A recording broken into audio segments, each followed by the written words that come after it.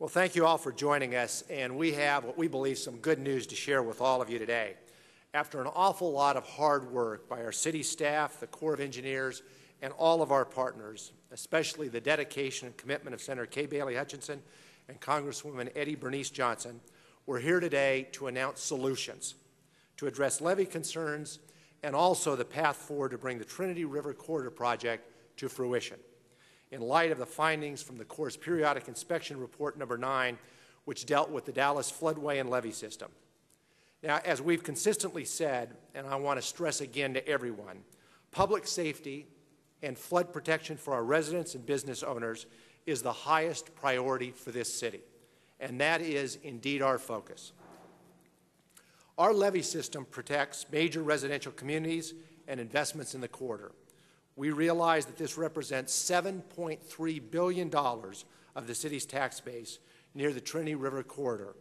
The safety of citizens and that development must be protected, and fixes must and will be made to get our levees back to an acceptable rating. And as we look to the future, we want to encourage new development and redevelopment along the corridor, and strengthening of levees is key to that.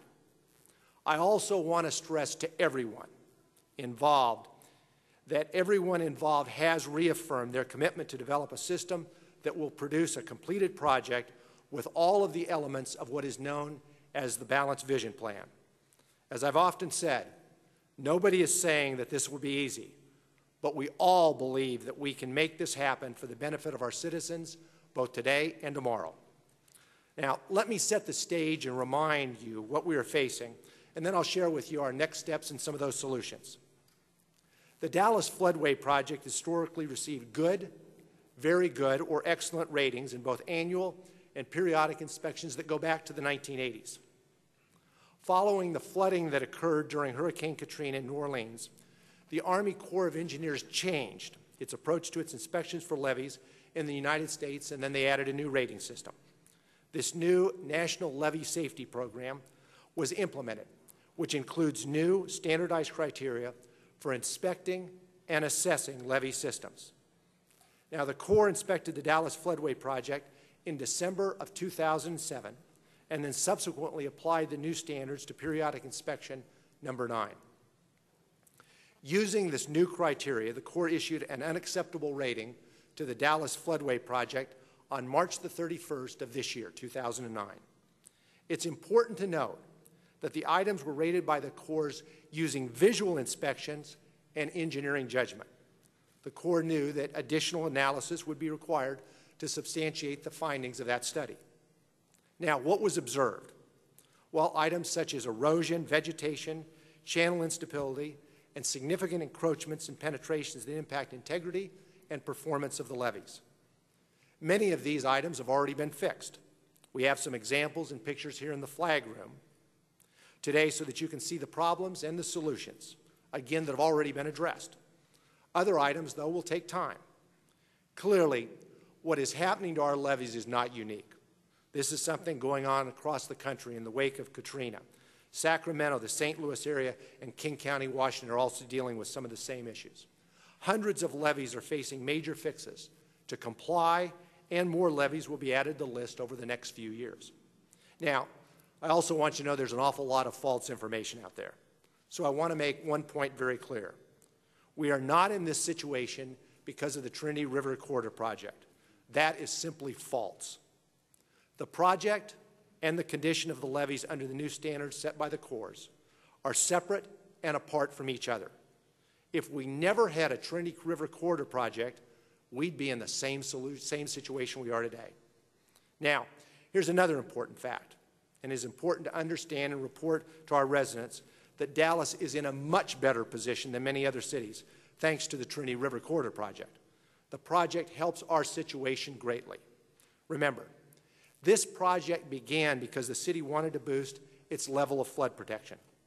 The lower chains of wetlands downstream has already reduced water levels, and construction in the upper chain of wetlands will begin later this year. And we had already planned to raise the height of the levees by 2 feet.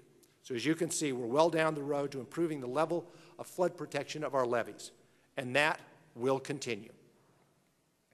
Now, this project has received tremendous support of Senator Kay Bailey Hutchison and Congresswoman Eddie Bernice Johnson, and they will speak to you shortly about their continued commitment. We thank you both for being here today and for sharing the Trinity's vision. So, how do we move forward, and how do we get to the finish line? And how do we do it in a fashion which first and foremost strengthens the levees, while at the same time leveraging the Trinity River Corridor project into the solution? I can tell you it took an awful lot of hard work and long hours over many days to hammer out. Now we have a map to lead us to that progress. After many face-to-face meetings, the city and the Corps have categorized the minimally acceptable and acceptable items into two main categories that will appropriately define the types of work that are needed to complete the fixes. Category A is operations and maintenance. These repairs and funding for these items are the responsibility of the city. Some items can be fixed with existing resources, and some are going to require some additional resources, and some will require consulting or construction contracts in addition. Category B is a system study, which means additional study and analysis is going to be required. The Corps has determined that a thorough and comprehensive engineering analysis of the levee system must be performed in order to determine if our levee system is still capable of passing those flood levels. The system study will address concerns related to the structural integrity of the original design and construction of the levees. It will include, for example, geotechnical analysis of the entire floodway system, hydraulic modeling to determine water carrying capacity, and also environmental impact analysis. Now, what does this actually mean in non-engineering speak? So let me paint a picture for you of the significant scope of work that is going to be done. Experts will take about 1,500 boring samples along the entire 23 miles of the levee system. Each boring sample costs about $8,600, so you can begin to see just how meticulous this process will be. The system study will also identify any necessary remediation efforts for the 100 and the 800-year flood levels. Funding will be identified and responsibility assigned to the city or a combination of the Corps and the city. The Corps has determined that they'll assist the city with, 1, pre-existing conditions and or infrastructure in place in 1959 and the completion of the Corps' upgrade to the levees. 2, changed conditions beyond the city's control, such as the increased flows due to upstream development. Now, because of this, the Corps can assist with the system study. So together, the city and the Corps will take the next steps. The bottom line and the news today is that we have solutions and we have a way to move forward.